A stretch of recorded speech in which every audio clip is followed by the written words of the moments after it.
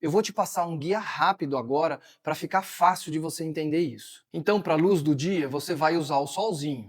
Para a luz incandescente, mais amarelada, você vai usar esse ícone da lâmpadazinha. Para sombra, você vai usar esse ícone da casinha. Para dias nublados, você vai usar a nuvenzinha. Se você estiver dentro de algum ambiente como cozinha, escritório, galpão, você vai usar esse ícone da lâmpadazinha fluorescente. E se você estiver fotografando em algum lugar que tenha lâmpadas de LED, como por exemplo a gravação aqui do vídeo, foto ou mesmo ambientes decorativos, você vai usar o Kelvin. Olha essas duas fotos aqui na tela. Uma está super azulada, a outra está bem alaranjada, amarelada, enfim, está bem quente. Isso é balanço de branco errado ou ainda é o preset da sua câmera errado para a fonte de luz que você está fotografando. Eu sou Paulo Emura, fotógrafo profissional e professor de fotografia há quase 30 anos, e aqui no meu canal você aprende fotografia de um jeito simples e prático. Confia no tio. Hoje eu vou te ensinar a ajustar o balanço de branco usando esses presets que vêm com a sua câmera. E também através da temperatura de cor da sua fonte de luz utilizando a escala Kelvin. Chega mais aqui pertinho, presta atenção. Bem a grosso modo, o balanço de branco é a sua câmera tentando deixar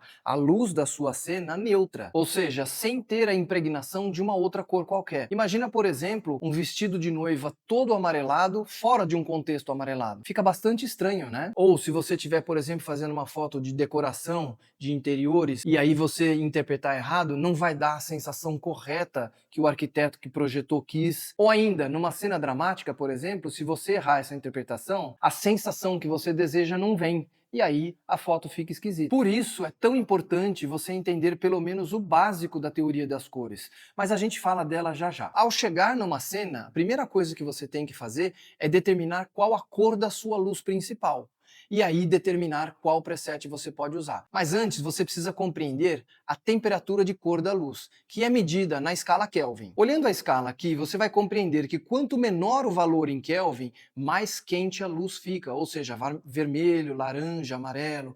E quanto mais alto o valor em Kelvin, mais fria vai ficando, vai se aproximando do azul. E no meio, a gente tem a luz branca. Então pensa assim, a luz de uma vela que é amarelada, e a luz do fogo do fogão da sua casa, qual é que tem o maior valor em Kelvin? O azul ou o vermelho? Diz aí para mim nos comentários. Esses presets que as marcas fornecem já têm valores fixos, e todas as fontes de luz têm as suas variações. Por exemplo, se você está num set fotográfico ou de filmagem e está usando 3 fontes de luz da mesma marca, ainda assim é quase certeza que elas vão ter temperaturas de cores diferentes, porque, por exemplo, as lâmpadas vão estar em tempo de vida diferente. E aí, o preset não é tão preciso. Se para sua cena essa não precisão tá tudo certo, beleza, vai em frente. Agora, se você estiver fotografando, por exemplo, um produto de uma marca específica que precisa de uma cor extremamente fiel, aí você precisa usar o balanço de branco personalizado. E eu falo disso num vídeo aqui embaixo. Agora, quando você estiver fotografando ou gravando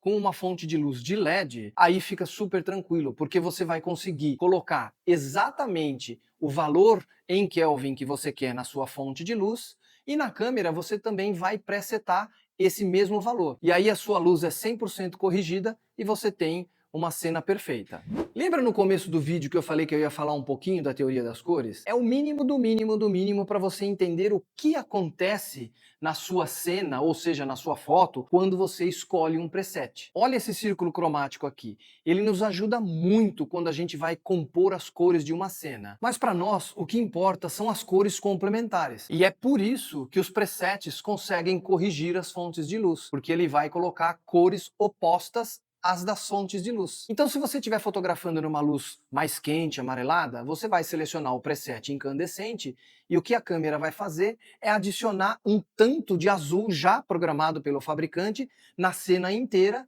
e aí corrige a foto. E assim por diante. Portanto, cada preset desse vai colocar uma cor complementar à fonte de luz que você está usando. Agora que você compreendeu como utilizar os presets ou o Kelvin a seu favor para corrigir, para deixar tudo bonitinho, eu posso quebrar essas regras e utilizar o erro de uma forma criativa. Dá uma olhada nessa foto que eu fiz aqui de um pôr do sol aqui em São Paulo. A cor predominante é um laranja, como é o esperado de um pôr do sol. Aí eu mudei para incandescente antes de clicar e ficou desta forma aqui. Muito mais impactante, e dá destaque para a bola do sol. E eu só consegui esse resultado porque eu tenho domínio das cores e alterei a minha câmera antes de fotografar. Aí a foto já sai com esse resultado. Mas me diz aqui embaixo nos comentários, você já sabia que você poderia errar o balanço de branco de propósito? E ó, acertar a cor da foto e entregar um trabalho bom é só metade do jogo. Você precisa também aprender a cobrar direito. Por isso, eu escrevi meu livro aqui, ó. Posso Viver de Fotografia? E tem até um capítulo especial sobre direitos autorais, que é a nossa lei. Fica ligeiro. Se você quiser a versão online do livro,